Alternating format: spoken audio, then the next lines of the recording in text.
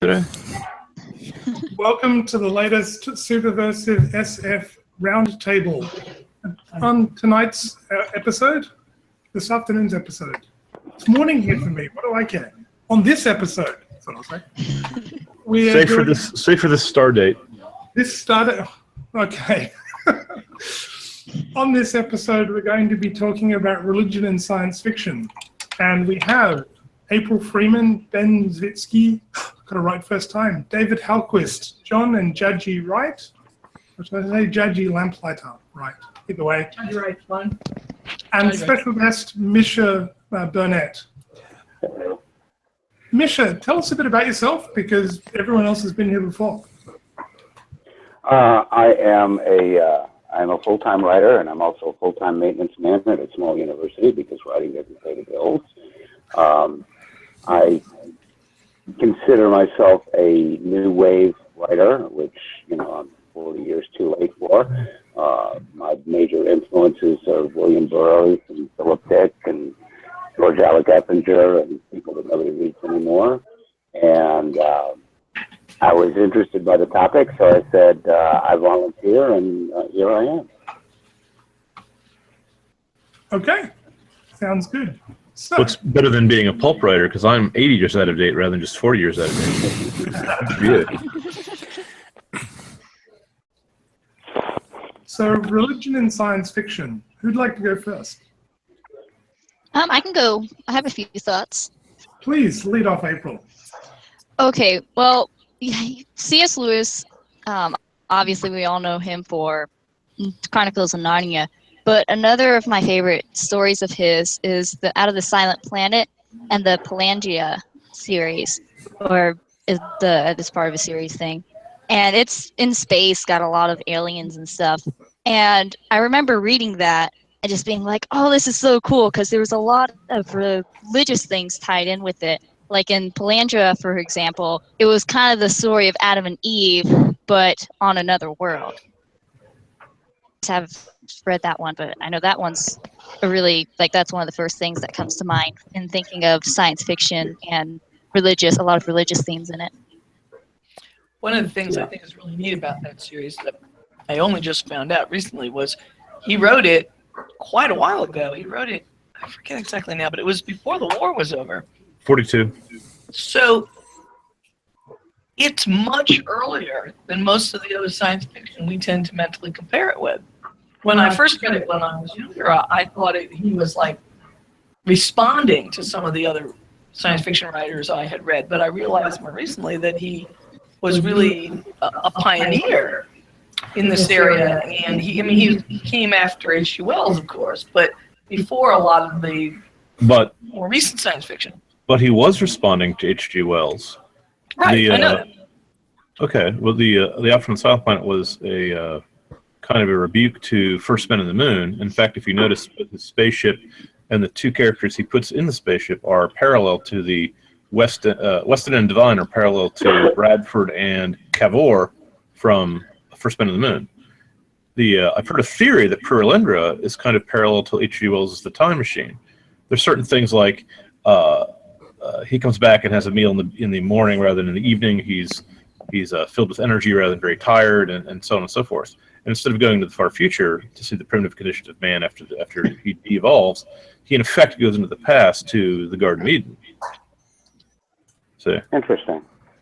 Now, what I think is funny is let me just have one last thing, and I'll drop the topic, and that is that I've heard also that, and this is not my theory, it's just something I read, that Childhood's End by Arthur C. Clarke was deliberately meant as a rebuke to Out from the Silent Planet, because Clarke was trying to show in what way a spiritual evolution could be prompted by space travel, and it wouldn't just be a matter of man carrying to new worlds the same old evils that he had discovered in his old world.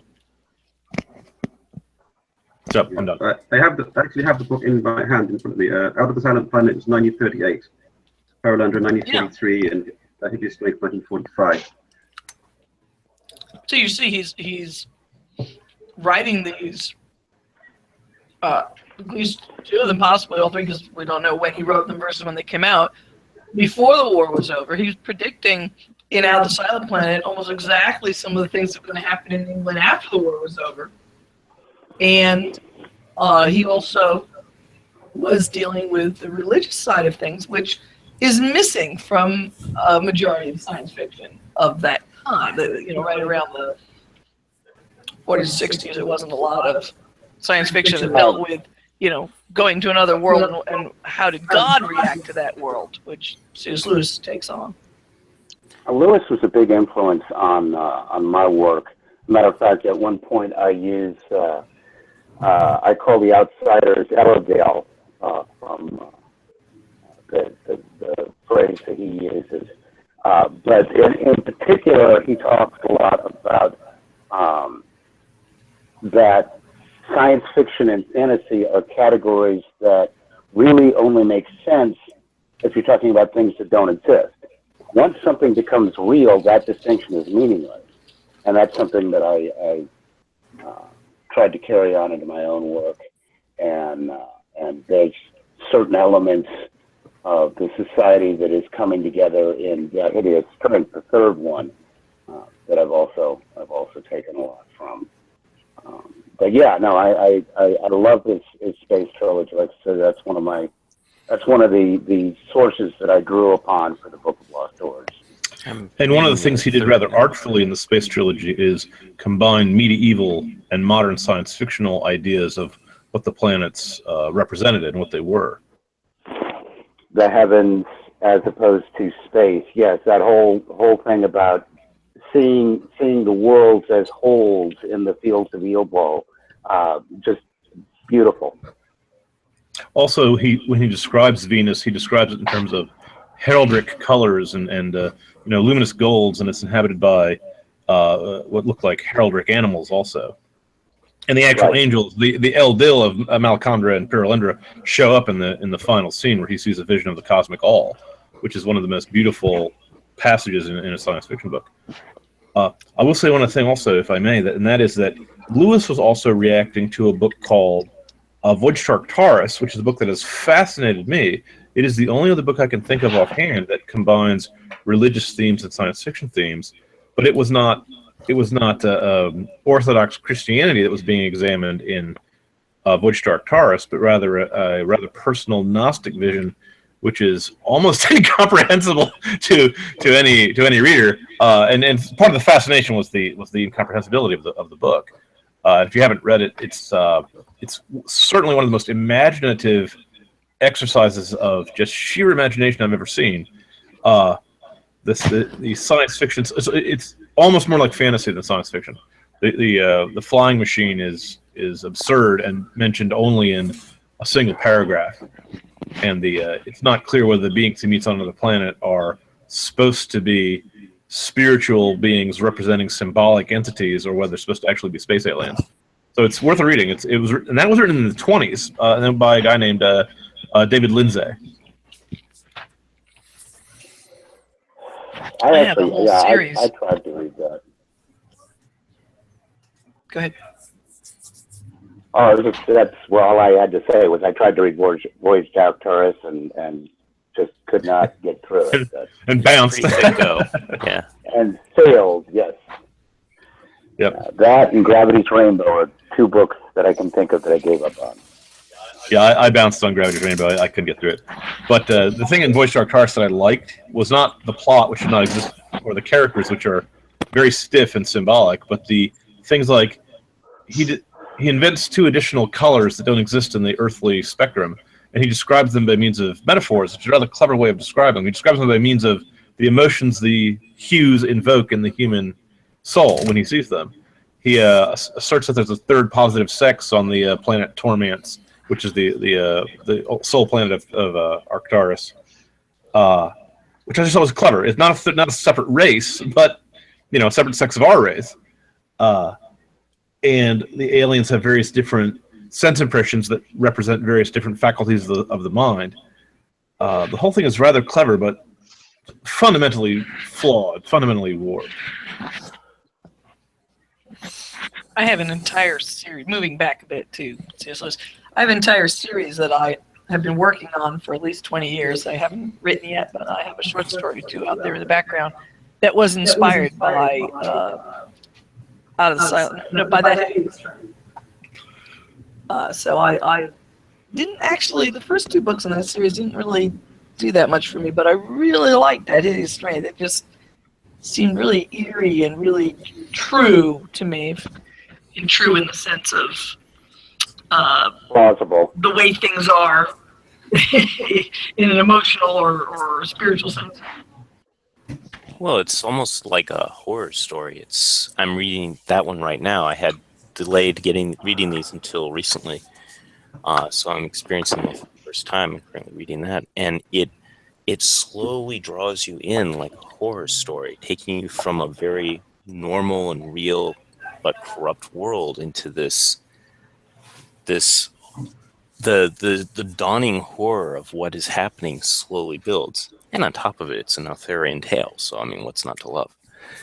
Could I also recommend that you read his essay, Abolition of Man, because he himself admitted that what he did was take those themes and novelize them. And he was bitterly amused at reading reviewers and critics who misunderstood his purpose. And he said, if this is what they do to living authors, what do they do? What do they do when they're speculating about dead authors who are not around to correct them? And he thought it was perfectly obvious what he was trying to do as an author with that book, what theme he was trying to make clear. Mm-hmm. The Hideous Strength is the only one I haven't read yet in the Space trilogy. I would say it's the best of the three I've read so far by quite a far margin. I like the best two, but it's very different in mood. And if you like the first two, you might not like it. Much hard to say. It doesn't take place in space, for one thing. Yeah, it's on Earth. It's a very different type of story. But it's one thing I liked about it is you say it's like a horror story, and in a way it is. But it also, because it has the good guys in it, it has a kind of holiness is the word that's coming to me, but I think that's slightly too strong. But there's a sense of something untouched by what's going on. It's in hands, and I kind of like that. You know, it gives a Kind of a more, ray of light. yeah, ray of Fighting light back. for a more varied emotional world than you get if it was just Mark Studdock's story. It would be definitely a horror story. But as it is, it's something a little bit more and a little bit less than one. Yeah, So I'm supposing that fighting would back. be like a Superversive kind of thing. Yeah, well, I mean, I think of C.S. Lewis as I know we've argued about this a little bit before, but I think of C.S. Lewis as the most superversive of all superversive writers, as if we're kind of in his tradition or following his footsteps.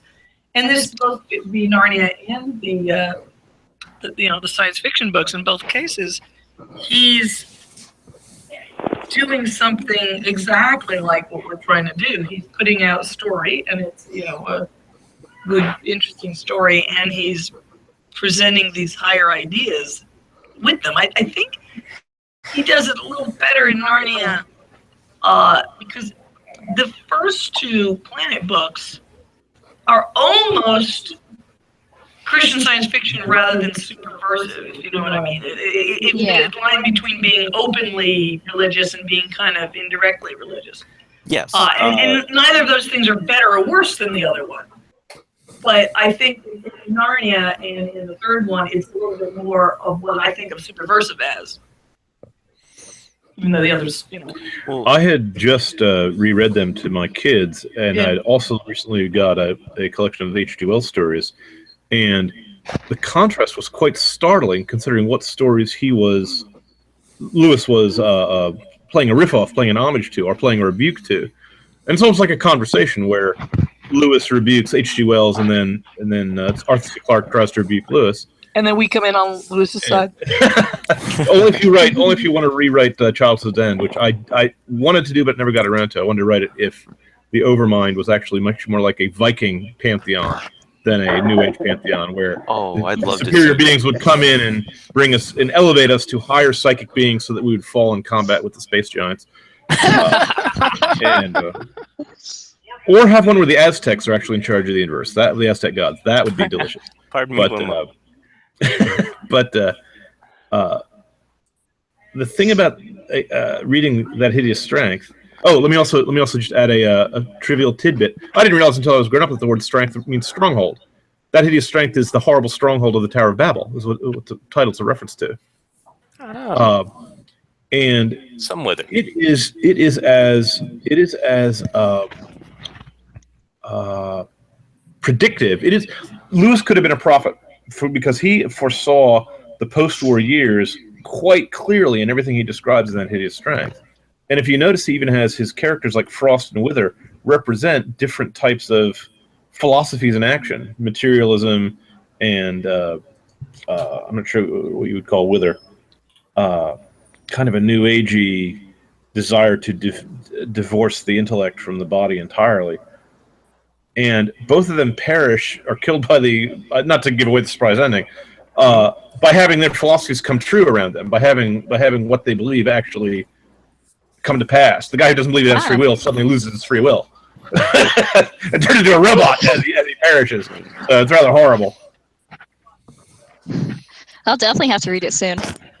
Well, the thing that got me was that the villains of the piece, the National Institute for whatever, Control experiment.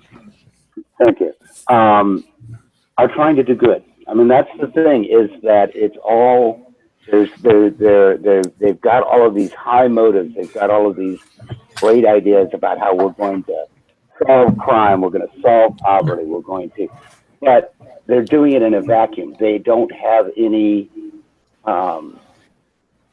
objective standards of right and wrong to go from. They're just going on, well, it would make us feel good to do this. And it's very telling. It's very, like you said, predictive of, you can see I see articles about different people have ideas about, we're going to do this with mental health. We're going to do, and I look back and I'm like, Lewis predicted all this, Yeah.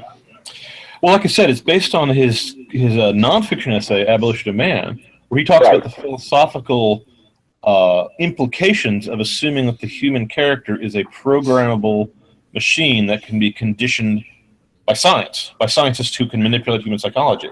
But then he asked the question, who conditions the conditioners? It's sort of like a who watches the Watchmen question. If your brain is nothing but the robotic outcome of what you're conditioned to believe, once you gain control of that science, that technology, that mechanism, then what happens? You've lost all control of good and evil. Instead of freeing mankind, you've turned him into a slave whose chains are inescapable. And that's partly what happens in the book, in that hideous strength. Yes, by conquering nature, you are actually submitting to nature. Yep. Exactly. There are two questions I think I'd like to pose. I don't have much to add, but there's definitely some questions I have. And their first one is it's really kind of a statement, but it's also partially a question. A lot of science fiction tends to completely exclude the religious sphere from it entirely, and I think they're making a terrible error. And even if it isn't, say, Superversive, even if it isn't about religion or spiritual matters, religion is a very human element. It's something you see everywhere. And there's always seems to be something sterile, static, and missing in a lot of these works, where the characters and the societies don't seem quite three-dimensional, missing that. And I noted that thought even when I was young and didn't think about this stuff at all. It was still like I would read this and think, there's something missing here. Perhaps, do you think it could be that most, especially new science fiction writers, don't know how to, they're afraid to think of something new, or they don't know how to go about thinking of what religion might be in the future or adding religious themes? Do you think perhaps they're afraid? Quite possibly. I mean, you run the risk of insulting a lot of people, and if you get it wrong and badly and you make a caricature of it, I think the early science fiction, I'm trying to think of the stories written in, particularly in the 40s to 60s, a lot of it didn't include religion the same way it didn't include characterization, which is something that we kind of added back in later. True. Because they just took the science. They came up with a scientific idea, and they had a story that was bent around that, and they didn't tend to worry a lot about making the characters three-dimensional, and they didn't tend to worry about things outside, like what the characters were thinking. They were just telling you about the cold equations, like the story, the cold equations. And I think that they were looking at the story from the point of view of, let's see what cool things we can do with science, almost like a logic puzzle blown up into a plot.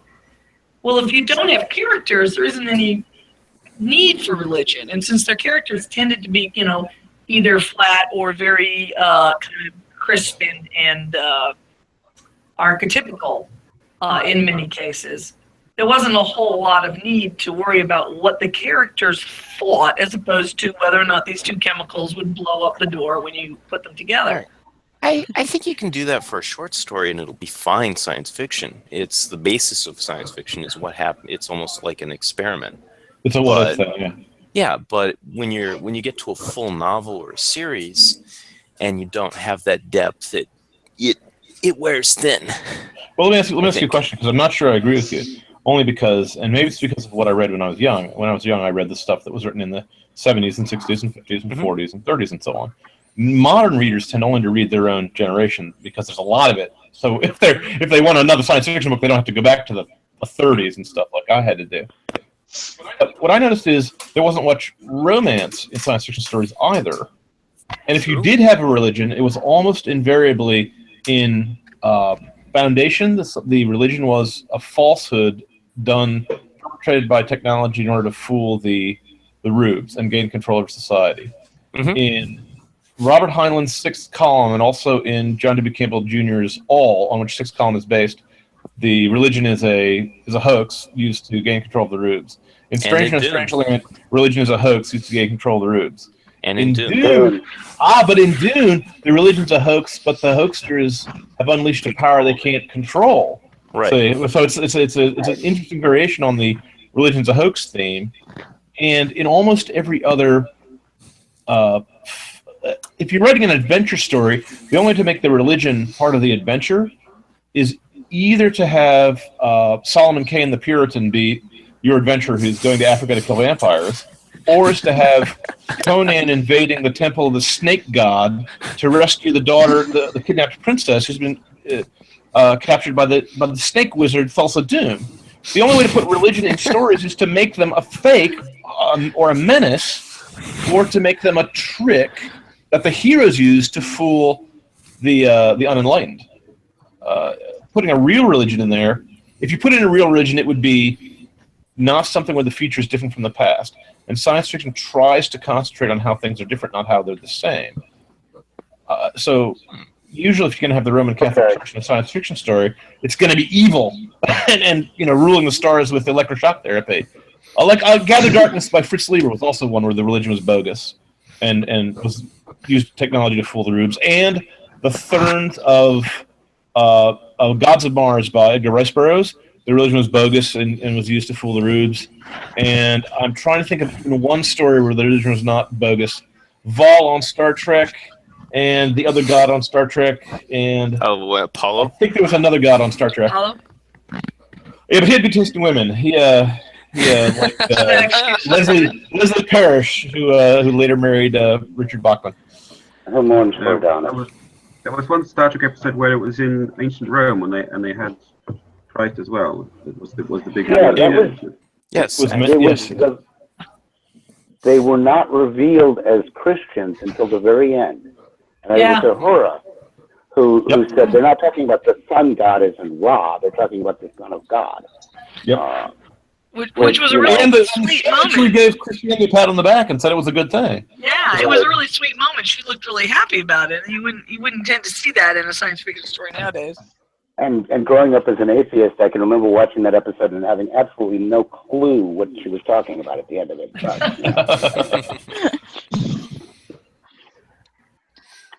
So clearly we need to make Father Brown a pulp hero. Father Brown is a good example because I was going to say one other thing. Because how often does religion come up in detective stories? Well, there's Father Brown, but other than that, if the religion comes up, it's usually an evil cult. How often does religion come up in westerns? Usually, you can sometimes have a preacher man who's also a gunslinger, or has someone that has a torrid past that he's trying to cover up. Even romances hardly ever have right. religion. The good and the bad and the ugly. The brother of the ugly guy Tuco is a priest, and he's actually the only good character in the movie. But how often does it come up? How often does religion come up in any adventure story? Yeah. Shepherd Book. He's a good example. He's a good example of a preacher man with a torrid past. Yes. Let's see, Neutronium Alchemist series. There's actually a multitude of faiths, and I think he deals with it in a rational way. The series again? I didn't catch what you said. It's Neutronium Alchemist by Hamilton. Yes. Hamilton? Yes. All of them are pulp, aren't they? Essentially.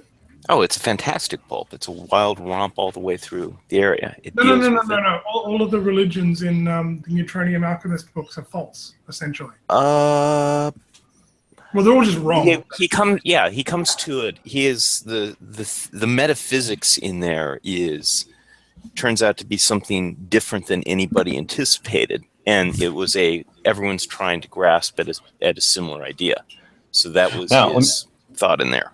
Let me also give one where religion is treated both respectfully and as a science fiction story, and that is Hyperion and Endymion by a really good author. What's his name? It's slipping from me.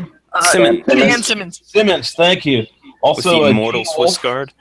Also, Gene Wolfe has Father Brown, or a disguised version of Father Brown, as the main character in his Long Sun series, and the trilogy that was the sequel to that, the Short Sun series.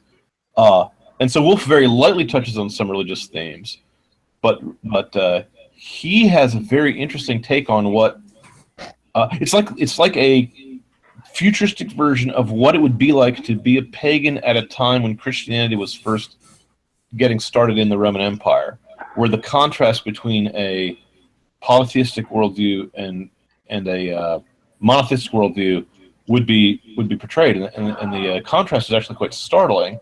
But of course, because he uses make-believe gods, which, by the way, are fake at the beginning, they're computer hologram projections that can take over people's minds, so they can act like gods by possessing people, the same way the pagan gods could in some of the certain Greek and Roman stories.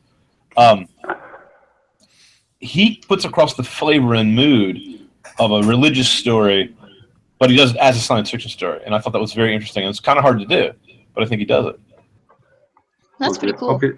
The obvious modern example is Babylon 5, as we mentioned last time, I think, with passing through Gethsemane episode in particular, with the some order of monks who are portrayed in a very positive light, accepting the convicted criminals who had their mind wiped, and illustrating the power of forgiveness and the nobility of forgiveness.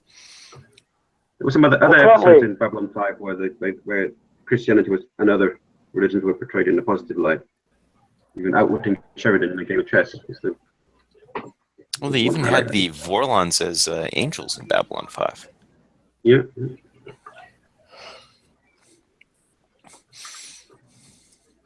Yeah, well, again, the Vorlons weren't real angels; they were fake angels. Everyone saw them as whatever they thought they were.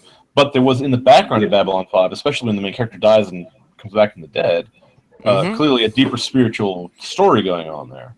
And it's hard to do. Both Babylon 5 and Gene Wolfe, I think, do approach it, and they're subtle enough and good enough writers that they can do it without being too obvious and without offending anyone. There's the trick. Well, it's funny that I can think of at least 9 stories where the religions are fake and run by the snake god in order to fool the rubes, and only like 2 or 3 where there's a mystery to the religion and something really significant and positive there, something eternal, and it's actually hard to do. This is a slightly different. Well, it's tough to have a true religion in adventure fiction because, who's going to punch out God? I mean, that's just if you have a religion that is genuine, that is true, where there is an almighty and you've got characters who are doing the will of the Almighty, it kind of short circuits the, and you see that in for example, I went through a phase where I read a lot of Frank Peretti, and This Present Darkness and Piercing the Darkness, and I tried to get excited about it, but it's like when you know that you've got God on your side, it really, it's tough to keep the excitement, the thrill there. But that's because that's just bad writing. What the guy has to do in a story like that is, in Tolkien's Lord of the Rings, there was no chance that Eru the One or that the archangels Manwë and the Valar from across the sea were going to be harmed by anything the Dark Lord did. But that's not where the dramatic tension was. When Boromir is deciding whether or not to be tempted by the ring, that's where the tension is. I'm going to jump in, John, because this is actually my prime spot in life is worrying about this particular issue. So I used to think something similar, like what about putting God in it? And I remember when John was an atheist, he would say, well, you can't have God in a story because then everybody knows how it's going to turn out. But I spent a couple of years reading testimonies from my church's magazine. And I mean, when I say reading testimony, I've read like thousands of them, literally. And they're really fascinating. They're amazing. And sometimes you're on the edge of your seat and you know that there had to be some kind of healing at the end or it wouldn't be in the magazine. But to give you an example, this is something really mundane, but we can take it back out to fantasy. Let's say you're reading about a person who's losing their house and going through a divorce. Sometimes the outcome is she saves her house. Sometimes the outcome is she saves her house and she saves her marriage. Sometimes the outcome is she loses her house, loses her marriage, but now she's happily married in a new house.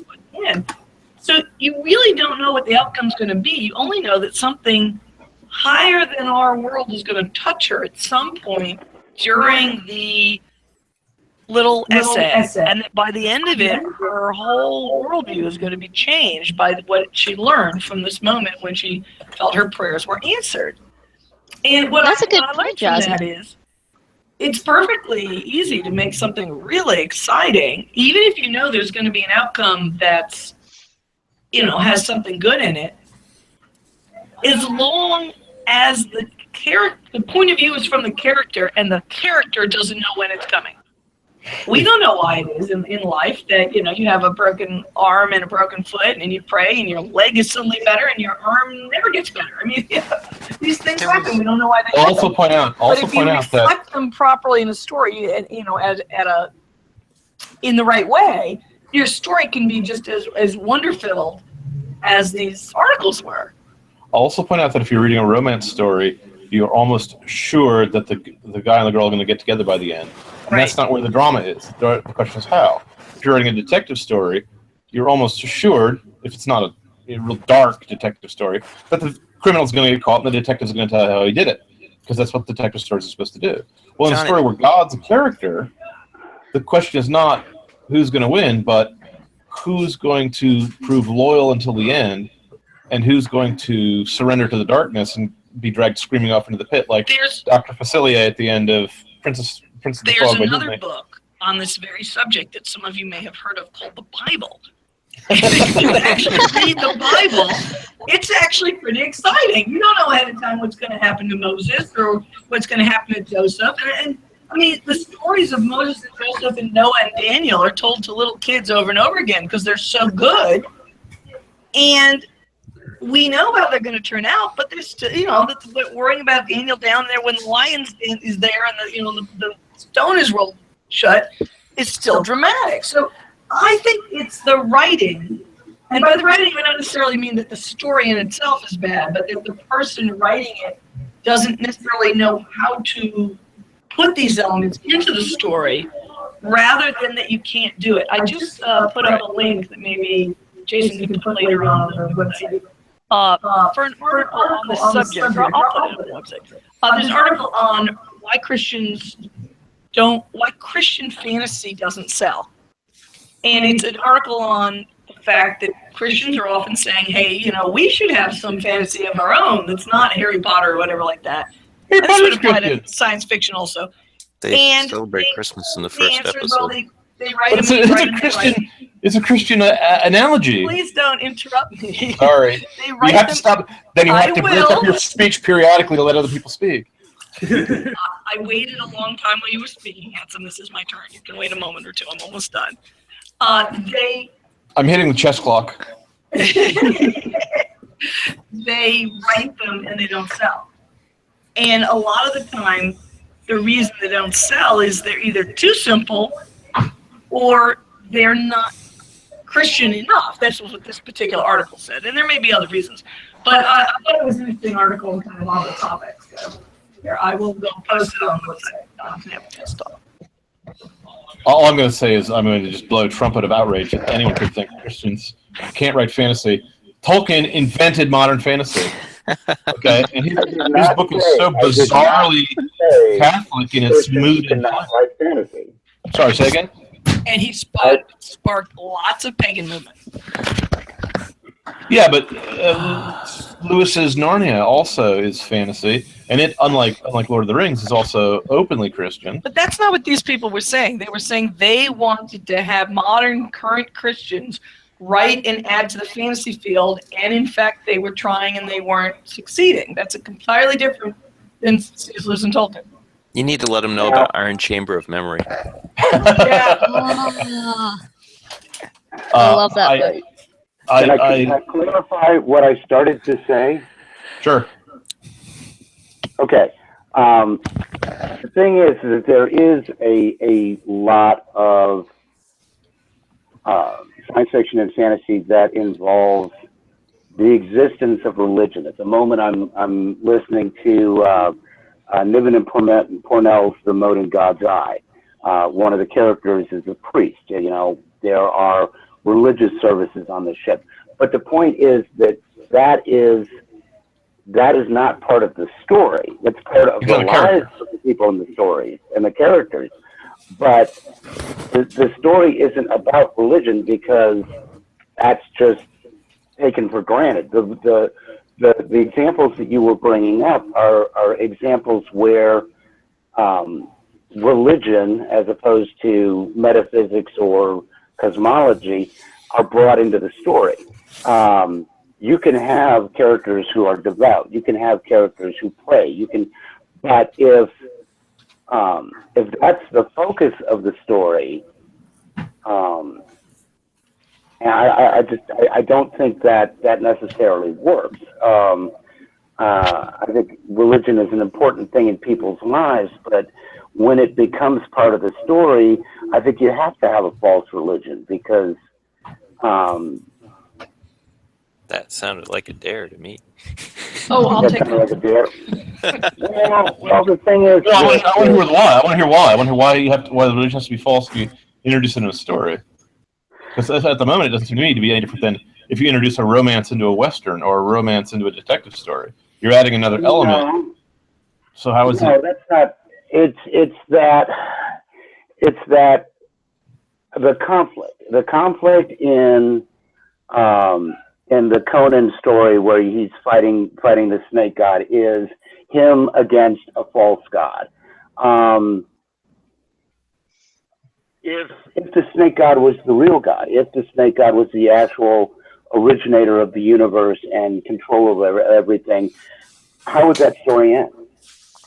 I think the snake god would win if he was that powerful. But I will point out one thing to you, so. it could be completely serious. Not all religions are Christian religions. In the movie The Mummy, in every version of The Mummy I've ever seen, the Egyptian gods are not only real, but Isis smites the dang mummy at the end. Her statue comes to life and she burns him to death, okay? So if I was ever in a horror story, I would be worshiping the Egyptian gods because they're clearly real in that background. But pagan gods are like superheroes. They're not infinitely powerful. Right, exactly, yes. You could even do a science fiction story, and I believe Roger Zelazny has done so, putting, for example, pagan gods on another planet. It's called Lord of Light. But right, if you have exactly, which I reviewed on a while back. If you have an infinite absolute being as a character, the drama cannot be with him rising or falling unless he's going to sacrifice himself to save mankind, like Aslan does. The drama has to be whether or not the people who want to be loyal to him can maintain their loyalty in the face of adversity. And in that respect, I don't more see of that than you're giving it credit for. Sorry, say again? I think there's a lot more of that than you may realize. It's just those, when you think about religion in science fiction, those aren't the stories that come to mind, you know? Do you agree with me that Harry Potter is a Christian story? Because it looks to me like it's really Christian, even though God doesn't come on stage as a character. Potter Rowling thought it was. I mean, obviously Mark Whipple did not think it was, but Rowling thought it was. To me, Potter looks like a mini Christ stand-in. Rowling said that she saw it in those terms, and she didn't mention Christianity in the story because she was afraid it would become obvious and everyone would see it coming. I was actually asking Misha specifically. No, but I'm saying this is what she actually said. But I got that, but I'm asking him a question because I'm trying to explore what he introduced in the conversation. I don't. If you haven't read I'm not real familiar with. Well, I have read them. I had to. I had a daughter who was a teenager at the time they were coming out. I didn't have any choice in the matter. No choice. But honestly, I don't remember theological themes one way or another. I thought the whole thing was Dumbledore is a jerk to everybody. So seriously, if he had just gotten off his high horse and explained things from the beginning, that whole book or the whole series would be about 40 pages long. But we were joking recently, my sons and I, that Dumbledore was actually an elf, and I thought the whole thing makes a lot more sense if Dumbledore's an elf. Elves never talk normally to people. They can't answer great questions. You know, the whole thing would just fit together much better. No cat out of his first fur ever gave a human a straight answer. Exactly. Dumbledore's actually I do think that too. Spirituality. I do think that morality is an important theme in all fiction. I wrote a blog post a while back about the importance of having characters have a credible threat of damnation. That they not only is there the chance that they could fail at their objective, but that they could win at their objective, and in so doing, go from being the hero to being the villain. That's a really good point. But I don't think those stories are as memorable as being Christian stories or being religious stories. You tend to think about that. The short-lived Terminator TV show series, the Sarah Connor's Chronicles, that I thought was canceled way too quickly. There was a character in there who was very outspoken Christian, who was talking about his faith, who was talking about and putting the moral complications in a specifically Christian perspective. And in Jim Butcher's Dresden Files series, there's very definitely a real Christian God and real Christian angels who seldom interfere but are there. And well, isn't that a good counterexample to your argument though? Because in Butcher, the angels and God are real, but that's not where the drama is. No one's fighting God in that story. But the question is whether or not the characters are going to, Now he does something either really fail and they're fighting the vampire. Sorry, is certainly tempting. You didn't bring him up as an example. That's what I'm saying, is that when God is there, when true religion is there as part of the story, it's not the element that jumps out at you. Well, Butcher really cleverly introduces all these things, but by making the main character not believe them or take them seriously, he lets you be in a universe where there's Michael, the servant of God, and angels, and yet he's not rubbing it in your face. David, were you going to say something? Oh, well, there's a number of things, but yeah, that's an excellent one. The thing I was going to say, I don't recall if this was one of John's articles I read or another one they posted or something. But it was along the line when I was researching this kind of thing earlier, and it was in the pagan contest between the hero and the villain. The contest is, will the hero best the villain or will the villain best the hero? But in the end, it's ultimately meaningless because, fate rules everything, and this is the brief moment of glory in the sun, and then afterwards, eternity in Hades or Hela or Helheim or whatever have you. And in the Christian or the monotheistic theological one, the hero and the villain, the white knight and the black knight, are definitely fighting. But the question is, will the hero fall to evil? Will the villain seek or gain redemption? The actual physical outcome of the conflict is a stage for a greater fight. Yeah. If you see the difference between a Conan story and a story with Frodo Baggins, you can see the difference between just a physical fight and a physical fight that has those other kind of elements involved. Mm-hmm. I mean, there was fighting in Lord of the Rings. There was battles aplenty. The Siege of Helm's Deep springs to mind. But there was more going on than just that. And oddly enough, Frodo fails at the very... sorry, spoiler warnings. Frodo fails at the very end. For anyone who hasn't read The Lord of the Rings. Well, you're supposed to say spoiler warnings. Darth Vader's Luke's father. How do you stay sincere? I will remind you, John, that That happened to me. someone doing things like this ruined Sixth Sense for me. So there may be people out there listening who don't know these. They ruined Dumbledore for me. They ruined the death of Dumbledore for me because I was in the barber shop. Dumbledore died? This was such a sad Oh, okay. story. Dumbledore John was dies? in the barber shop with his hands under something so he couldn't put them up to his ears when the next to last Harry Potter book came out, and someone on MTV decided they needed to announce the 3 major secrets from the book. And John did not have time to get his hands out from underneath the robe they put over you to cover his ears before they successfully announced everything. Oh. See, I've only read to the 3rd Harry Potter book, but I don't care too much about spoilers, so I'm okay. Well, one of the reasons I think spoilers are important but shouldn't be overblown, because I think that, once the book comes out, obviously the information is then out there.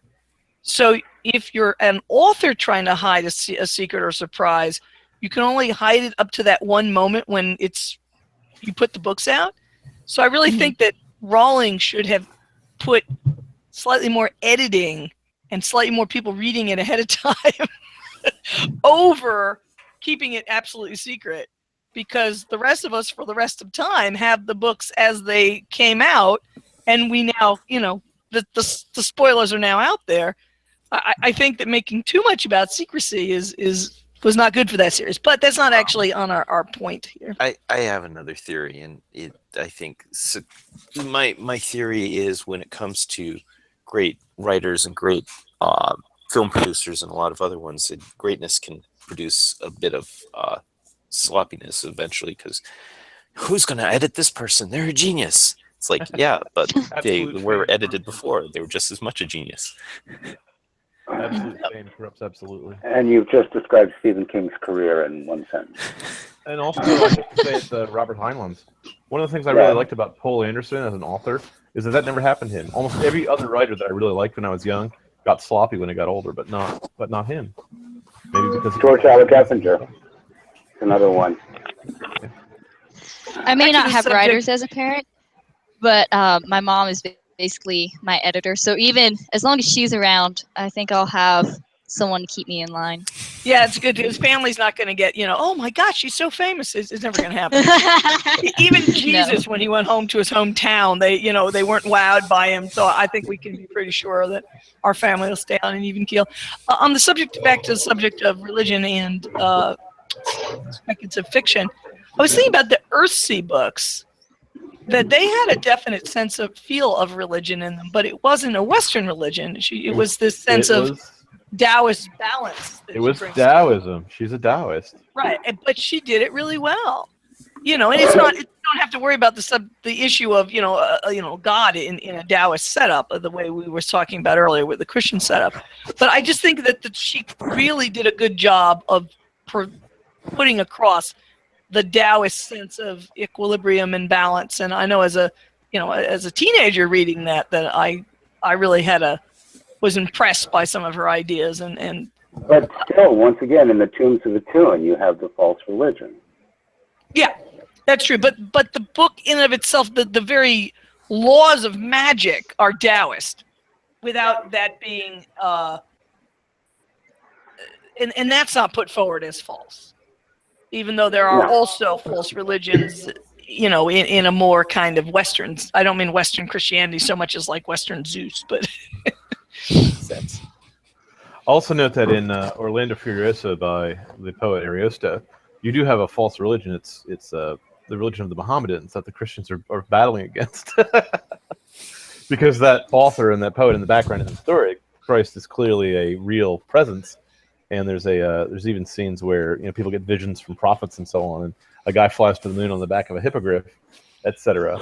So, just the presence of false religions doesn't mean the story itself is not religious in that sense. So once again, we have to be careful because we're talking about three different senses. Having a religious character like Shepherd Book in Firefly, having God on stage as a character or even off stage as a character, the way he is in, I'd say God's off stage as a character in Lord of the Rings. So that it's clearly a spiritual presence underlying with the visible reality that you encounter. And God's being portrayed in sort of the way they are in the Mummy movie, where they exist, but they're not necessarily the God of Abraham. Yeah, it seems like you could do any of these things to some extent too. Sure, you could even have a mixture of the two, which is what Gene Wolfe did in the Long Sun books. Have any of you guys read the Sparrow? Because that's often listed as a religious science fiction book. I know it's about missionaries going to another planet, but I haven't actually read it, so I don't know to what degree she is or isn't pro or con or anything else like that. Never read that, but I did read Canticle for Leibowitz, which is... I read your story about missionaries going to another planet, but in your story, the atheist was a good guy. You wrote it as an anti-religious story years ago. The Christians resisted the temptation to kill aliens in order to make themselves immortal. They were the only ones who did. There was that, but the main character still was not one of them. Yeah, I can totally see space missionaries being a thing. Like a lot of people always assume that it would be science or empire or commerce that would lead people to space, and those are all drivers. But look at the people that got on those rickety boats, and a lot of them were missionaries. My reasoning in the story that my wife just mentioned, called Farthest Man from Earth, which was the first story I ever sold, is I said they're going 70 light years to Epsilon Eridani, and they're going to age 40 years or so on the ship. Who in his right mind would do that? Who would live in a tin can for 40 years to get out and as an old men and women at the far end to live among aliens? And I thought the only people I could imagine doing that would be like, Jesuits or monks or something who want to convert and Christianize and baptize the aliens. And they find out that the aliens have the secret of eternal life, but you have to kill them to get it out of them and put it in yourself. And of course, the missionaries don't want to do that, but there's some people, the bad guys, do want to do that. So that's the setup of the story. Have any of you read Eifelheim? John has, right? I didn't get to the end of it yet. Yeah, I started reading it a while ago. I hadn't finished it, but my brothers have it. And basically, in that story, there's a monk, and aliens, or some people figure out there's some aliens, something is in the woods. And so the monk goes to find them, and to him, he calls them demons. They're some sort of alien. And he's like, these people are funny looking. Let's convert them. So, and it's also something to do time stuff, where there's also a parallel with people in, I guess, our time reading history and stuff. I just started it. I hadn't finished it, but I remember that bit where he goes in the woods and finds aliens and decides to try and convert them. It's subtler than that, because what Mike Flynn is trying to do is he's showing the two priests' characters, the monk and the priest, and there's slightly different approaches to the question based on which order they're a member of. And the one guy's a pure scholastic, like a Thomas Aquinas type guy, so very rigorous and very logical. And he uses scholastic reasoning to reason out what these creatures are and how they exist. And the aliens, at the same time, from their point of view, using their type of logic, are trying to figure out what the humans are talking about when they're talking about religion, which the aliens have never encountered before. So it's a very clever book, and it's written by a guy who knows the Middle Ages backward and forward. We should invite him to come on sometime. I wish I'd thought of it before. Good idea. I mean, he's very, very well learned and rather amusing guy, so that'd be fun to have him on. Definitely. Oh, another story I just remembered. It's not science fiction. It's called Shannon, and it's about a priest who he was in World War I, and he suffered from the shell shock trauma kind of stuff. And it's a story about him, and he decides to go to Ireland and trace his roots to try and find where his family tree came from, because he's from America, but his roots go back a couple generations to Ireland. And being a priest and everything, and then there's also the character, the Archbishop, and one of the deacons or bishops that is Father Robert Shannon, the main character's friends.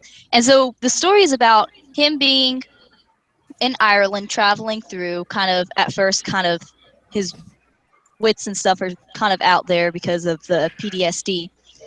And then the other point in the plot is there's an assassin sent after him. And so the story is about Father Shannon trying to find his family and not get killed by the assassin. I can't say that word. But then there's also, since he's thanks. There's also, but all around it's not the main point, but there's a lot about the church because he's a priest, and there's some other ties with other characters in it. And so it has a lot about the church in it, but it's not portrayed as bad or particularly good. It's just stated as there it is, that's the background. And I think it does a good job in, I guess, portraying that in a way that's just part of the story and not trying to force it on anyone or trying to make it seem evil. I just remember that book a bit ago. Draw out from what you're saying and back to what I was trying to say, the thought that in the same way that you can write a book that takes place in the real world, where you put in the religious thoughts and reactions and concerns, you can do that in fantasy and science fiction. It does become harder when the supernatural creatures step on stage, because then you have to explain why they're not helping us all the time. And each series I've written, I've put a different answer in the mouths of angels as to, because there's a lot that that are out there as to why they're not. But you have to handle that.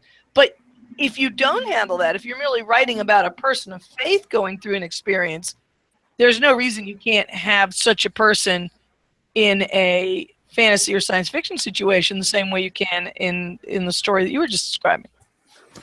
Absolutely.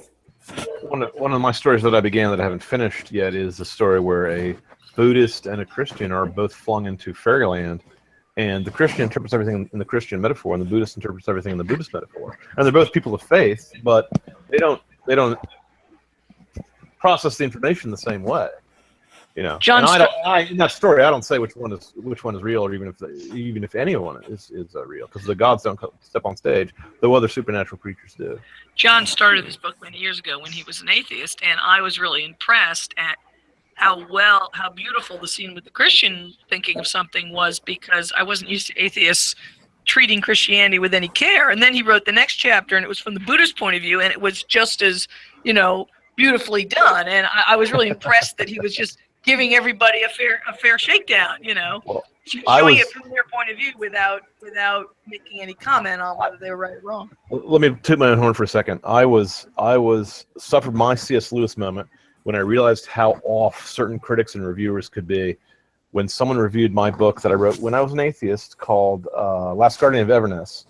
Excuse me, Bled. It was Orphan's Chaos. It was Orphan's Chaos, where I was an atheist too. It's not just an atheist, but I actually despised Christianity. I thought it was wicked and evil, and I thought it was the enemy of progress and the enemy of science and all that good stuff that uninformed atheists tend to believe. And I had a character who was a pagan goddess who was a convert to Christianity. Because I thought that was amusing. I thought, well, what happens when one of the pagan goddesses actually thought that, that there was the God of Abraham was real? I mean, wouldn't she? Isn't there a chance? Wouldn't one of them? So. It was a minor character. Minor character Just for background and color. I also had one of my characters was a warlock, and the warlock, like all warlocks in medieval stories, couldn't do his magic when the church bells were ringing, and he didn't want to actually go into a church, and he was afraid to leave a body unburied because he didn't want to be haunted by the ghost and things like that. Okay, so the reviewer thought that I was writing Christian apologetics, evidently missing all the scenes where I was ruthlessly mocking Christianity. Because, of course, all I did was I treated the pagan religion and the classical Greek religion and the Christian religion the same way. I just treated it like it was part of the story, part of the background. I treated it the way they were treated in older stories, in fairy tales and the older sources that I was stealing ideas from. But the guy couldn't tell, because I wasn't just bashing Christianity. Apparently that made me sinister in his eyes. There was an amazing story. It wasn't even a good character. I mean, she kind of was a bad guy. Go ahead. Kind of. She was a bad guy. She's one of the bad guys. Go ahead, David. There's a very talented author who had a real gift for writing, but I didn't care for his stories. I experimented with a bit. Some people think he's quite good. It's Ian Banks, and he's first in his series of this thing called Culture was Consider Fearless, and it creates this post-scarcity, supposed utopia where computers and advanced manufacturing, all needs are met, and they go to war against this. And this is definitely a case of where it's like a false religion and all this, but they're conquering aliens, and this point of view is two warriors that are contesting in minor battlefields in this greater conflict that's going on between the two. And I found myself rooting for the bad guys because even while I didn't agree with what they were doing, they had a moral code. They had a set of beliefs. They had reasons for why they were doing it, as opposed to the heroine of the piece who was fighting for the culture out of essentially a sense of ennui. She was just bored with the perfected thing where they could have anything if they wanted it anymore, and went out on an adventurous lark at the edge of civilization as they saw it. And it was startling how empty it all was in the heroic universe that they had presented there. Yeah, I've noticed that in a number of things. I did not write it with this intent, but the Golden Age trilogy is actually a rebuke to that view of computerized utopia. Because I still think there'd be things for men to do. Mm-hmm. Well, I think so too, because I was just thinking today, as I was coming back from the 1 millionth thing I've had to do in the last month and a half, and I was thinking, let's imagine I was wildly wealthy, that I had as much wealth as Trump or Rawling or anybody you can think of who's really wealthy. Would my life be any easier right now? And I was thinking, well, none of the problems I have are problems that wealth could solve. My mother-in-law needs help, but she's in Maryland. That can't be solved by wealth unless I hired somebody. But if I'm going to help her, I have to drive there. It can't be solved by wealth. And it was going down the list of things I needed to do. And you can't interact with your children better because of wealth. I mean, there's lots of problems in life. If you want to have time to write and you want to get your writing done and you want to do other things, there's a lot of problems in life that don't go away if you have infinite wealth, wanting to write versus wanting to take care of a sick family member. Okay. No amount of wealth is going to help that. True. You could hire a nurse if you had more wealth, but if you want to do both those things, so it's easy to come up with problems that you could have, even if you had an infinite amount of stuff, assuming that you're a person with some kind of gumption. It is true that if you didn't have to work, some people would just sit around, watching TV all day, and that wouldn't be very interesting and wouldn't make a very good story. And you'd have Ian Banks' culture. Right, but it seems to me that there's lots of things there's lots of stories that you could have and lots of troubles you could have in a world where you had an infinite amount of stuff. Yeah. You know, it wouldn't take away from some of these other problems we have. I refer to it as the Superman's girlfriend problem. If your main character has all the powers of Superman and he can bench press the moon, and his girlfriend comes up to him and says, "Supes, I'm breaking up with you," he has a problem that's dramatic that he cannot solve with all his powers. Or maybe he could. I love how his nickname is Soups. Yeah, well, maybe he could take a coal and crush it into a diamond with his supervision, though. But you see my point. But that's not what you want. Correct. And also, if you have a character who has infinite power, godlike powers, and what he's trying to do is, let's say, save mankind, and the people to whom he's preaching just end up crucifying him instead of listening to him, that's still a dramatic story. In fact, some people think it's the best story that's ever been told. So the godlike powers of a godlike character, even if you have God on stage as a character, it doesn't necessarily solve the problem depending on what you're taking as your dramatic approach. And I think that goes back to what Jagi was saying. Walk across the water so you can heal the sick. But for over 25 years, John's run a role-playing game where the main characters, the players, got power early on, but it hasn't been uninteresting because most of our problems are not problems you can solve by using a power. Right, and Roger Zelazny. I mean, you mentioned Lord of Light and also the Amber series. Mhm. These characters can have anything they want by walking, you know, but Right. that doesn't solve them. You know, they still have an incredibly dysfunctional family. Yeah, it doesn't solve their argument with their brother. Yeah, you're right. It doesn't solve You're right. their family problems or their interactions with each other or anything that involves someone else who has similar abilities. Which is again to return to stories. I wanted to say about the whole post-scarcity thing and how, you know, I've been, what is it, since the 20s, they've been promising that technology will prevent people from ever having to work. You know, I mean, we have a newly renovated building on our campus that has this computerized building management system. And if it was left to me, I'd replace it with a bimetal strip and a mercury switch because, you know, the more complicated you have something, the more that can go wrong with it. And we, you know, we've had problems with this building where the dampers all shut off during the middle of winter. The overhead pipes froze and it flooded the whole top floor. And the computer did that, you know, it thought it was doing the right thing. You're never going to have machines that don't break down. You're never going to have machines that don't need maintenance. Somebody has to fix the machines that fix the machines that fix the machines, you know? Yep. And you can do more with fewer people. The other idea of the idea of a post-scarcity world, the idea that technology will cure the curse of Adam, so we'll never have to labor again for our bread. I think that ties back into our earlier topic when we were talking about false religions and stories, because those guys are just people who say that are worshiping technology like an idol, but the idol has feet of clay. It's not. That's not the way technology works, and it's not going to solve your problems. Right. A hungry man only has one problem: that is how to get food. A rich man has a lot of problems, and starvation is not one of them. But he does still have a lot of problems. I will point out that the housewives of the past wished that a lot of the tasks that took up their day could be done easily, and now they can all be done easily. And most women are therefore having to do something else other than run their house. They're not sitting around with the bread baked because they got it from the store and the house swept because they used their vacuum.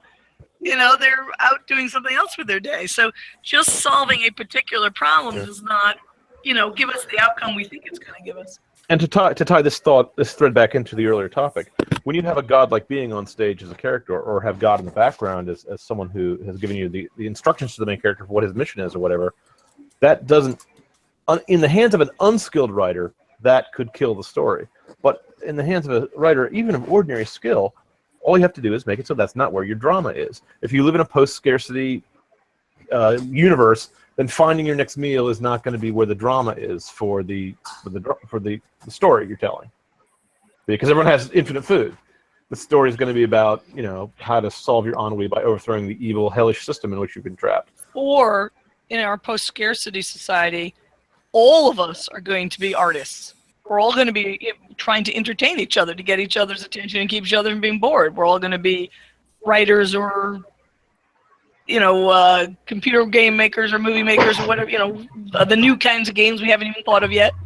And we're still going to have work to do. What is our work selling? Are we reaching our audience? All sorts of stuff.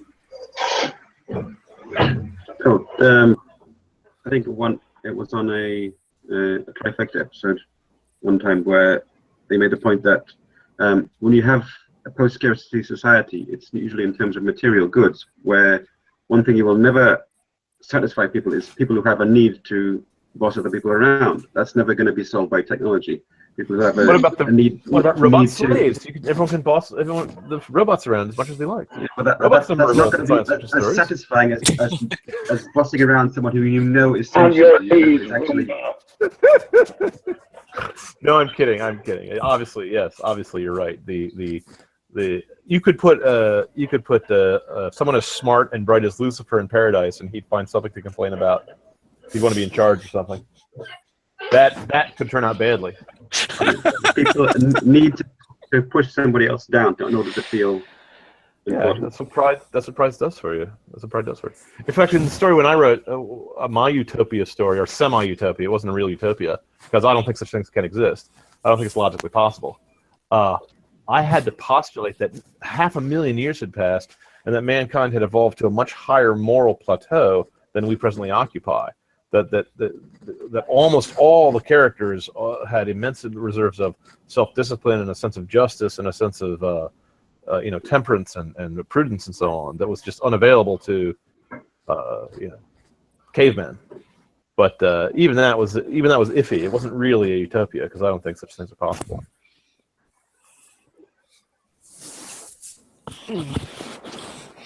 But see, would utopia even give people the opportunity to learn self-discipline and prudence and temperance and all that?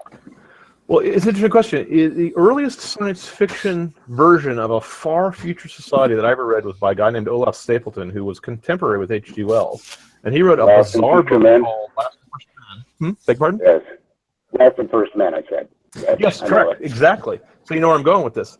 He postulated that his Neptunian, his 18th men, had to live through a period of primitive caveman existence before they, in their 1,000-year-long childhood, before they could enter into the 500,000-year-long adulthood of their semi-immortal species, which all, by the way, also all died on command through euthanasia and shared all property in common, like communists. But he thought that every individual would have to be trained and fitted into the utopian society before he was a member of the utopian society. They'd have to learn all the virtues you need to maintain it.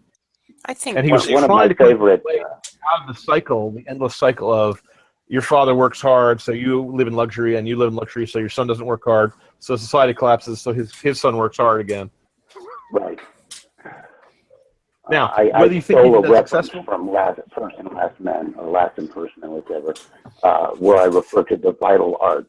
It's one of my more obscure references. Yeah, he's the third man or the fourth man, I forget which. The third men are the ones who are interested in biotechnology, the vital arts. Yep, I love those books. It's a weird novel because there's no main character and there's no plot. It's a history book from now into the far future. When I say now, I mean 1930 leading to a world war with atomic rifles. Much like Shape of Things to Come. Yes. All those things that are now alternate history, all the bullets we dodged. Our moon was not blown out of orbit in 1999 like my TV promised me it was going to be.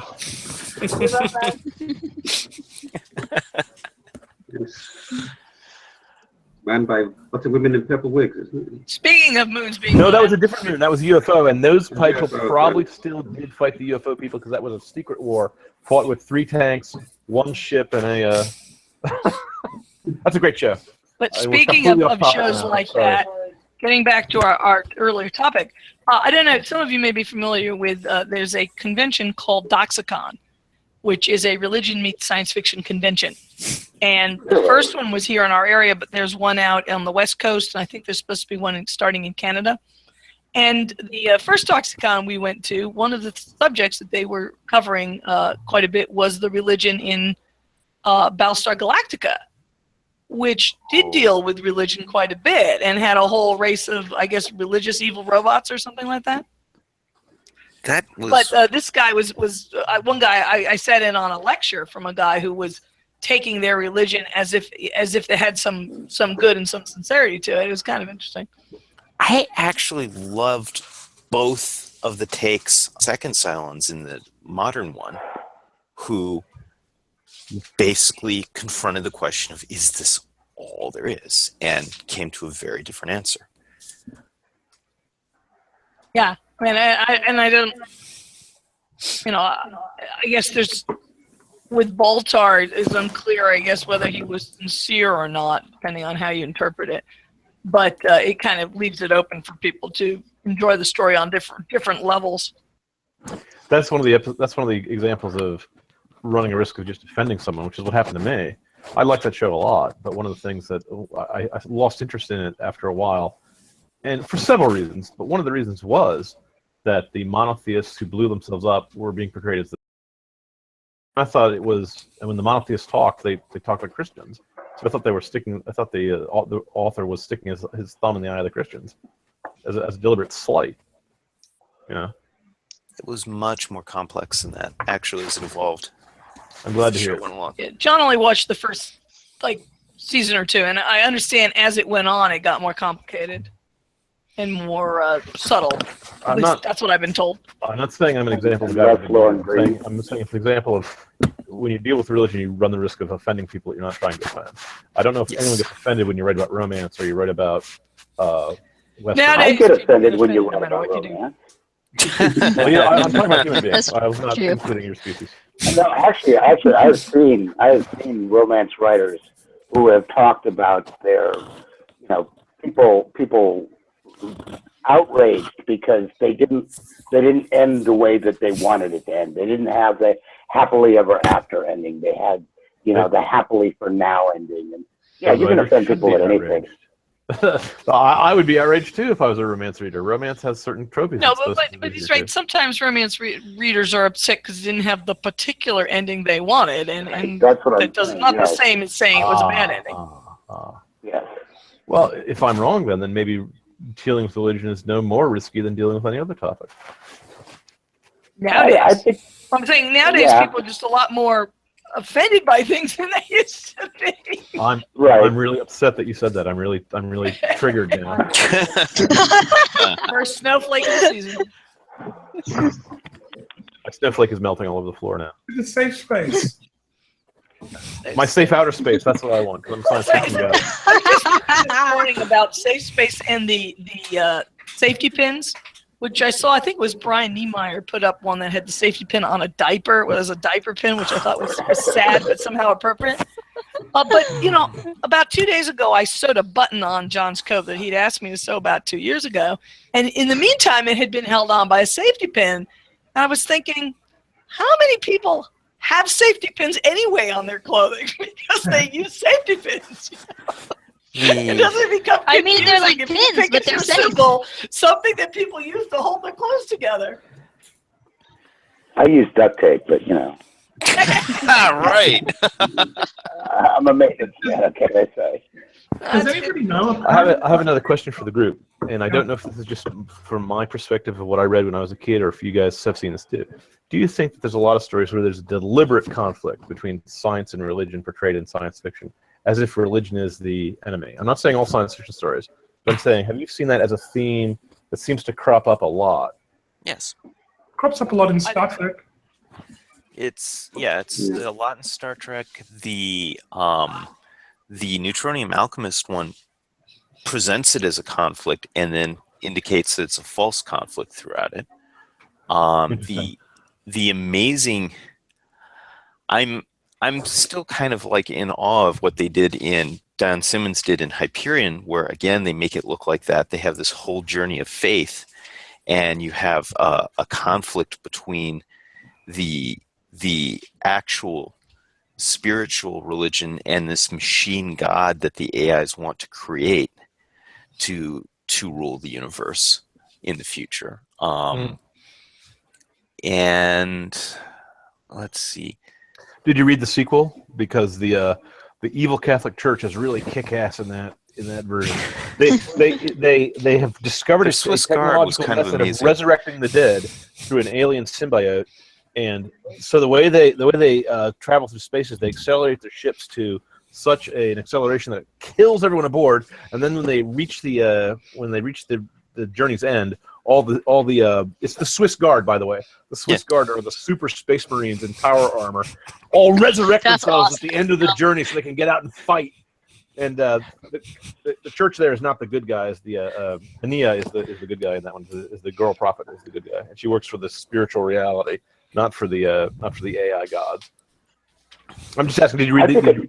Yes, it's a really good read, and this gives me some hope that my the cybernated Church Templar, which were to be heroes in my Arthurian tale I'm working on putting together, at least will be reviewed as kind of, at least if it's awesome enough.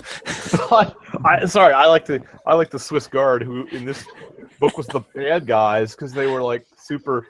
For those of you who are not Catholics, the Swiss Guard is the guy who protects the Archbishop of Rome. Yeah, and usually against the mafia, I think. I'm not sure who's in charge of Italy these days. Didn't they just change their government again? One of my goals in life is to finish the immediate emergencies so that I can get on to doing something like working on Dave's project. Sounds like so much fun. I'll also point out one other thing I see in a lot of science fiction books, except for I can't think of the name, the Child trilogy by Gordon R. Dickson, which had the Puritans as the religious bad guys. Almost always it's the Catholic Church, or some version of the Catholic Church, or something that looks or smells like the Catholic Church.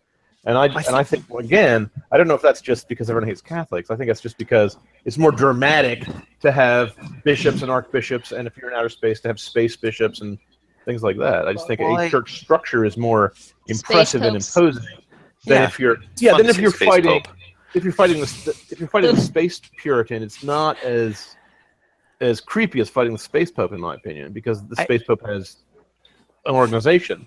Though I think the Puritans also appear as villains.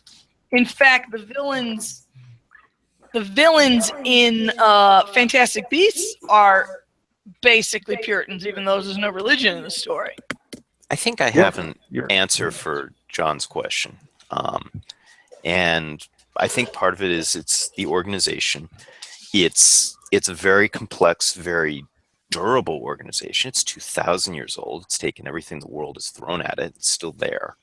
So it's something you could postulate could survive another 2,000 years. Whereas, and again, it's set up as a very complex and structural order.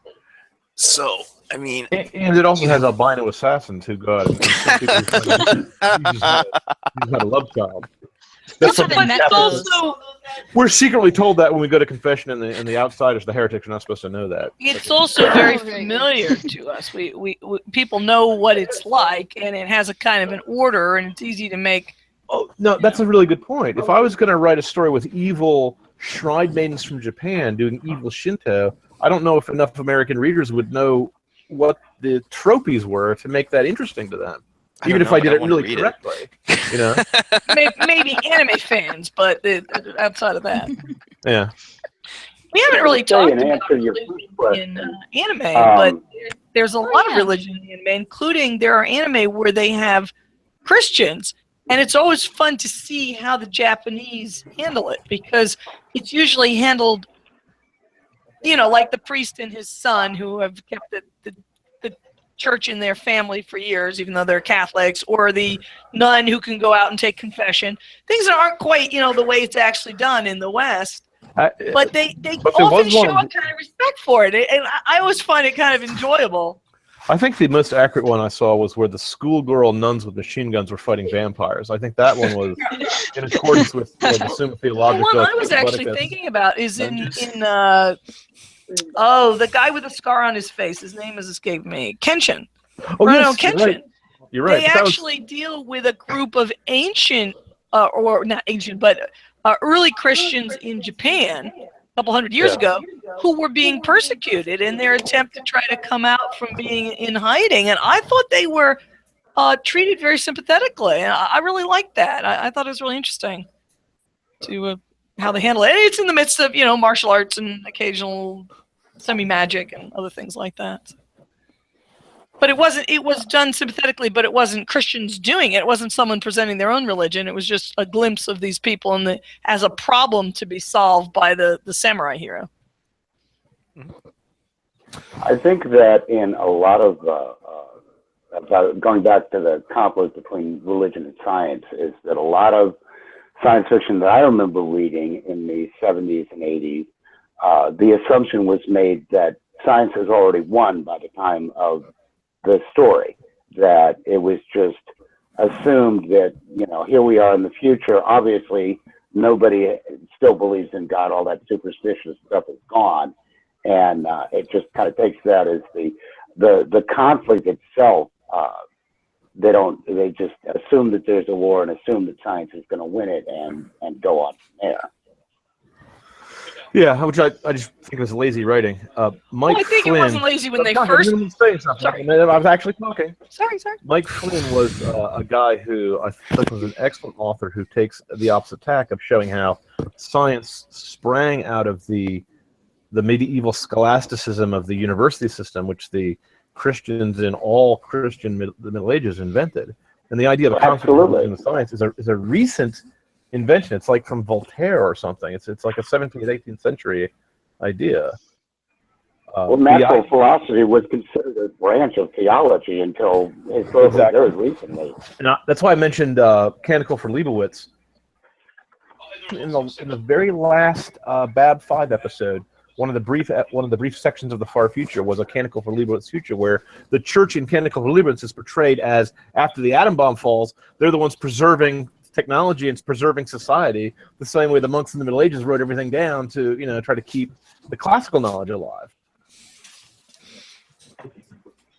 Yeah. So there was no conflict, there was no war between science and religion there. And I've killed the conversation. No, it's good. I'm actually pondering because it's my head's still kind of spinning with the Arthurian thing, which is part of why I'm really happy to have this here, because you can't really have an Arthurian tale without religion.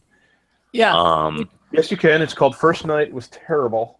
Yeah. No, you can't actually have an Arthurian tale without religion. It had all the examples Richard you're Pearson, thinking of. He drank water from a leaf with Julie Ormond. All the versions you're thinking of are proof of the fact that it can't really have the Holy Grail without the Holy Grail, But yeah, and I think if you look at the early Arthur Knights, those are, of course, to us seem like fantasy stories with religious elements in them, and they're really good. Well, it's fascinating because at every level through the story, and all the one and in all of the ones that bring it forward well, there's the conflict in this. This is where Britain as we know it is being made. This is where history is changing, and the conflict and the confluence of the different beliefs and philosophies and cultures and all of this is all the way through it, in addition to all of the nightly battles and romances and all the other stuff that's going on. It's just, rarely done properly for that. So, but yeah, one thing I was going to do, and clearly I must also acquaint myself with Canticle for Leibowitz, is I've actually thought one of the groups that might have been repairing the culture after the disaster that starts the tale was going to be monastic groups. Mm-hmm.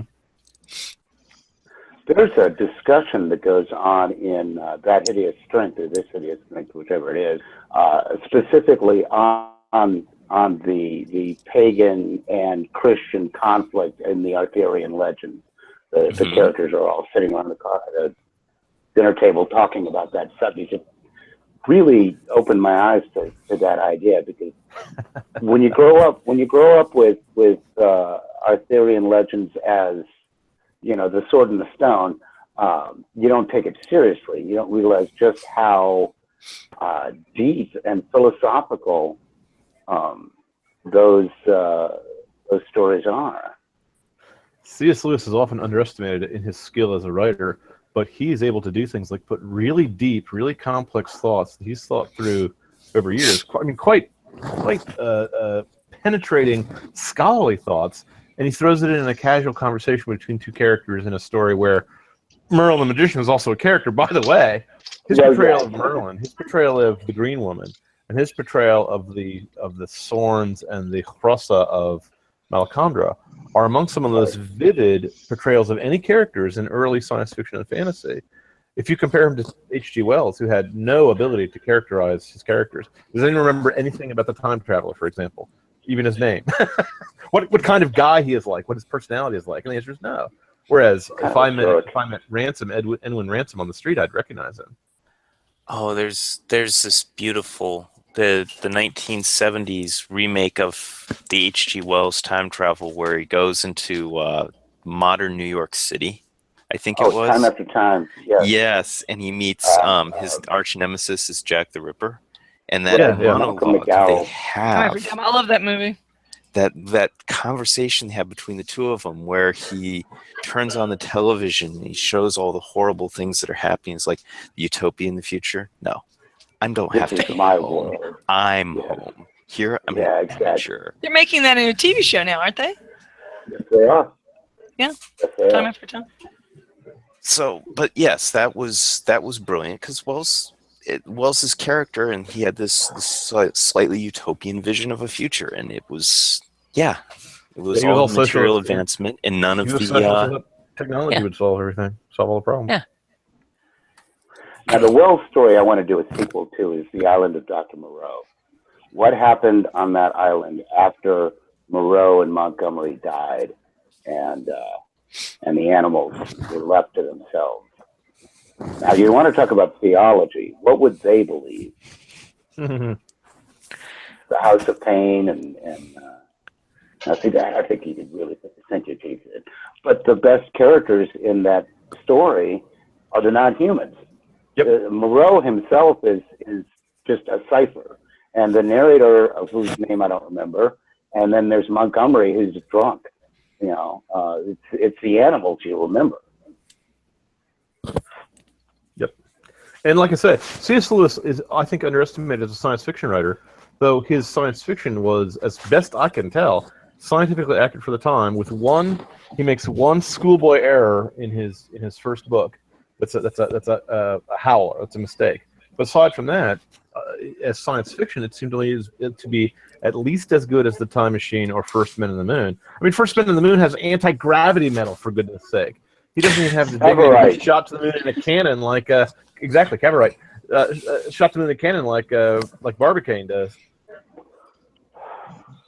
In Jules Verne, I mean.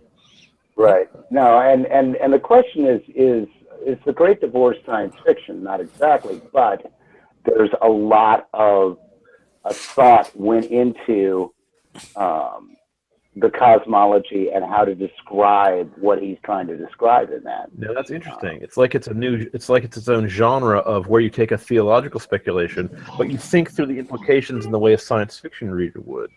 You see, because when Frodo Baggins turns invisible by putting on a ring, nobody ever deals with the scientific implications of that. How come the light is passing through his jacket and his buttons, as well as through his flesh? Whereas in H.G. Wells' The Invisible Man, the invisibility, which was still a magic power, was being treated scientifically, so that he had to be nude to do his evil deeds, and he left footprints that dogs could still smell. And he thought through what it would realistically be like. Well, Lewis is doing the same thing here, but with a theological speculation. Which is funny because even Screwtape, there's a lot more world building in the Screwtape letters than is apparent at first glance. That's a good point. Just the whole structure of the Infernal Society. The lowerarchy. The lowerarchy, yes. Is that what they call it? It's fun just to say. sorry, go ahead. Yeah, the House of Correction for Incompetent Tempters. I love that. I'm going to name something. I'm going to steal that name something. Well, if you want to steal the acronym NICE for an evil organization, you're too late, because Britain actually does have an NICE. It's the council in charge of deciding who to kill when have cost overruns for too many patients on your national health service. It's the National Health Service. It is National Institute of Health. Yeah. I looked it up. Well, that's NIH. That's not NICE. No, but NICE is the English one. They're called the NICE. Really? For real? Yeah. Really for real. It's He didn't national make that something. up. That's what they're called. Hang on, I've got No, it. Lewis made his up. Hang on. The it's National Institute for Health made up. and But Well, yeah, the National National Institute Institute for Health and Care Excellent is the British one, I think. Something My like that. God. I recall. So the some nice people can decide whether your grandma lives or dies. I recall an author. I think. Yes, it was Ayn Rand who, when an actual socialist group was actually using the phrases and terms from one of her books after she did it, and she was like, I'm not upset that I'm afraid that they are plagiarizing. I'm upset that I'm afraid that they are not. It's like, wow, guys, really? There it is. Wow. Yeah. I've given up on satire these days. It's not possible to come up with anything that's more absurd than the real world. It's just, John says that all the time. You're absolutely right. But it's worse nowadays. I mean, it really is. He's right. So have we How can you exaggerate it? How can you exaggerate when people have lost all sense of proportion altogether? Have we talked about the point in the article Jagi mentioned about how there's a lot of Christian science fiction and fantasy being written, but it's either too dark and grim or it's too obvious? I think I'm saying the point wrong, but do you guys remember that from the article? Yeah. One problem a lot of it has, and I actually felt Pelandria was basically a theology book that had science fiction in it rather than vice versa, because it was very, very overt, is you get too overt in it and you're going to turn away anyone who's not interested in a theology book. You want to have it be subtle. You want to have it be, was it Jagi calls it the touch of the numinous, something like that. It's there and it's exciting and it's interesting, but it doesn't overwhelm you. Yeah. But the thing about Pelandria, I think, is it's very obvious, but it doesn't just kind of push it in your face and be like, okay, just believe this. I think it does a good way of kind of exploring the dialogue between I forgot the main character's name, but him and the unman, as he calls it. Weston and Ransom. Yes, thanks.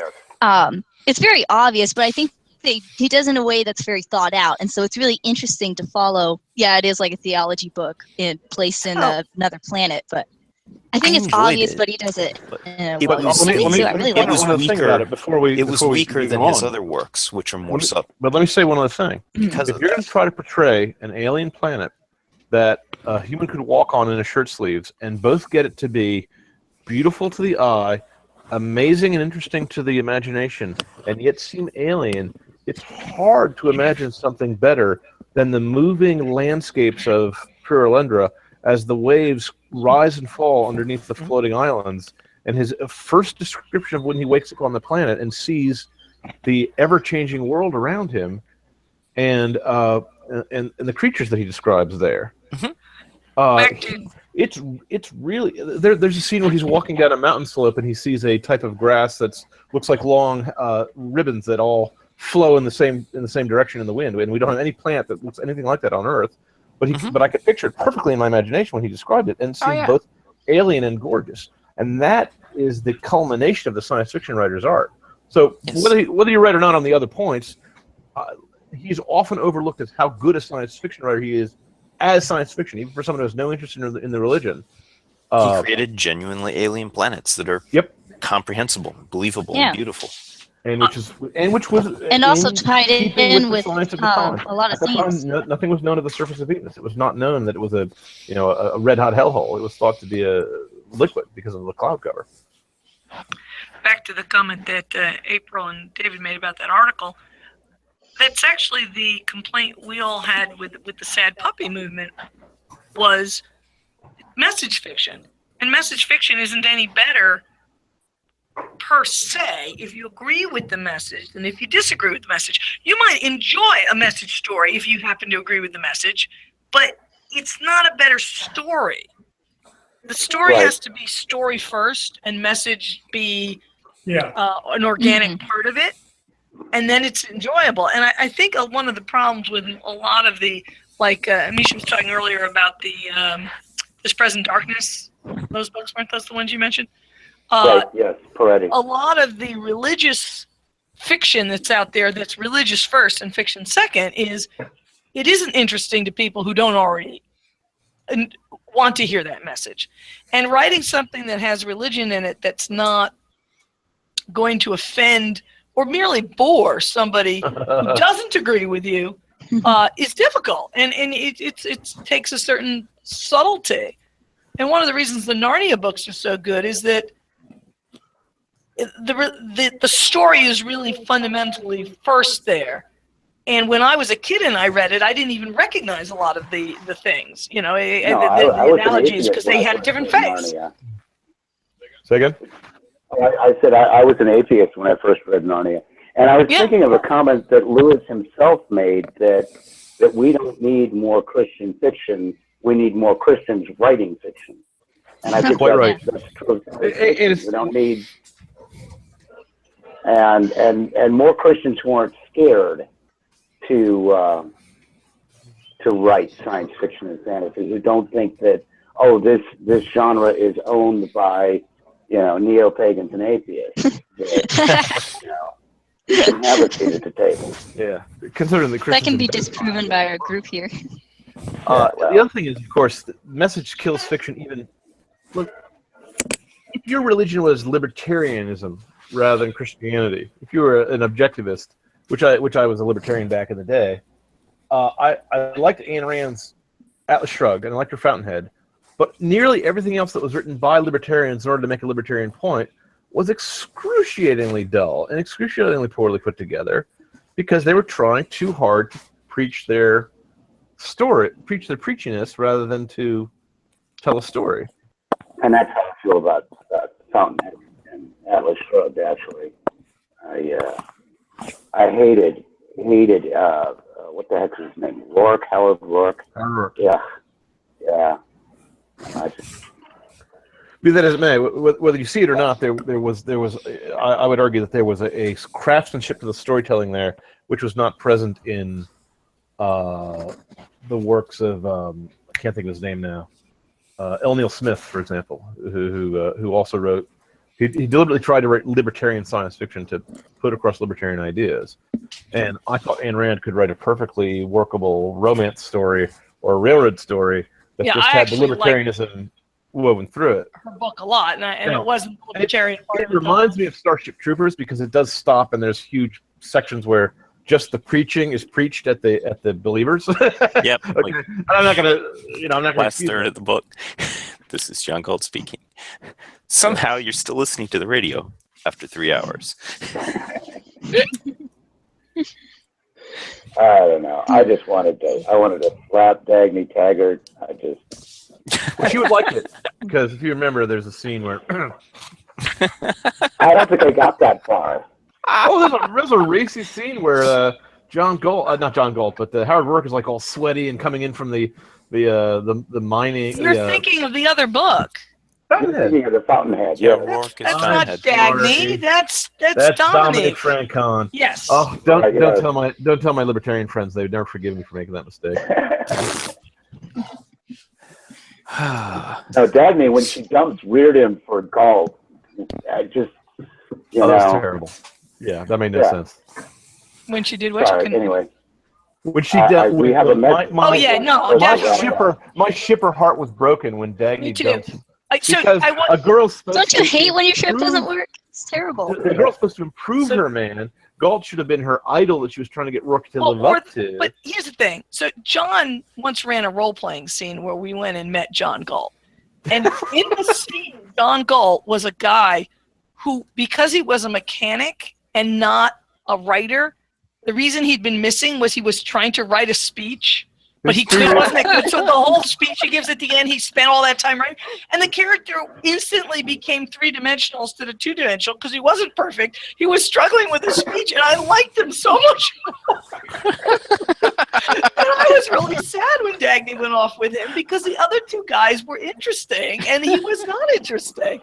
But that's not really about, science fiction and religion here. We can have a I would argue science fiction romance on another time. I would argue Honestly, that it's clearly a science fiction book because it involves a cabal of super scientists who struggle to overthrow an evil regime, and they have spy rays that cover their belly. It's not about religion. They have super metals. They have John. That's not the subject. The subject's not whether or not it's science fiction. It's whether or not it's about religion. I'll get it back on subject. But AM brings up an interesting point, which is, honestly, cold, logical science fiction authors such as myself have a difficult time with the whole relationship thing, and actually something that helps us humanize our works more in that fashion might be good. Being a teenage girl, girl, doing I'm science really good fiction with the romance relationship in February, stories. Jason. What was that, sorry? Sorry, go ahead, April. I said, being a teenage good, I'm really good with the whole relationships in stories. That's our strength as girls. Yeah. So how about doing science fiction and romance for February for the Valentine's show? Yes! Actually, it's a great idea for the Valentine's. I think it'd be fun. I think it'd be fun. Yeah. We could, I'm down with that. Where we left off with the Ayn Rand and her romance. Yeah, we can talk about it then. And there's a lot to say on that subject. I think we'd have a great time because it can go off into a whole bunch of other variables. April, were you supposed to say something? I think the other, going back to the article, because I mentioned about the even the things they believe, they want a good story.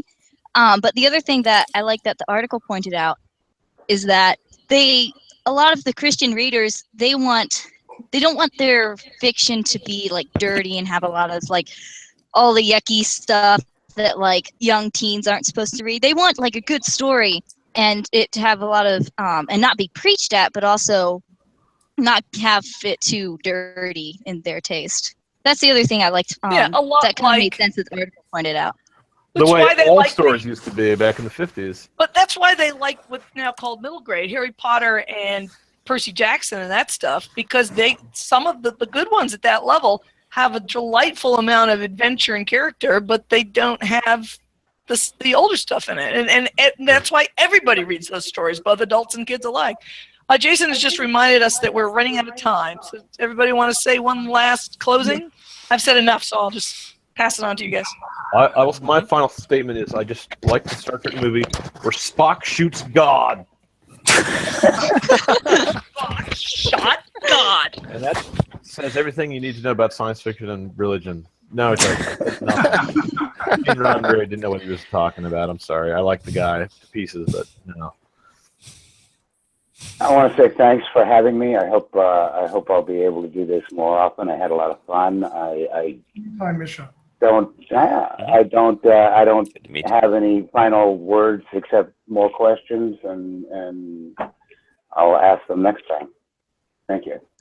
Thank you for joining. Now you have to ask them about romance. Because that's the next topic. February.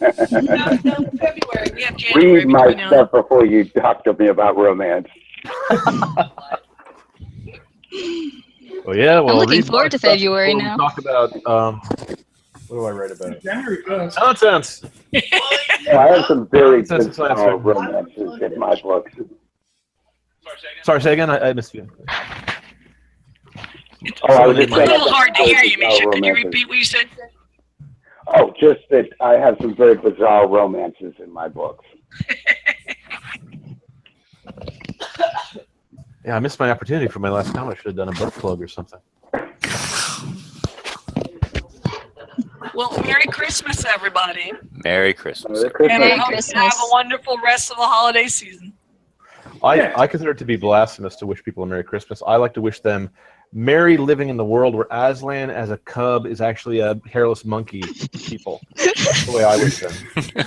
And then usually the police come and drag me away from the guy with the bell ringing for the.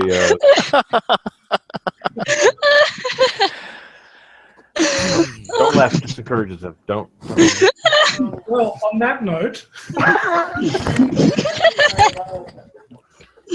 shall we wrap it up there, and we'll have to come up with a topic for January.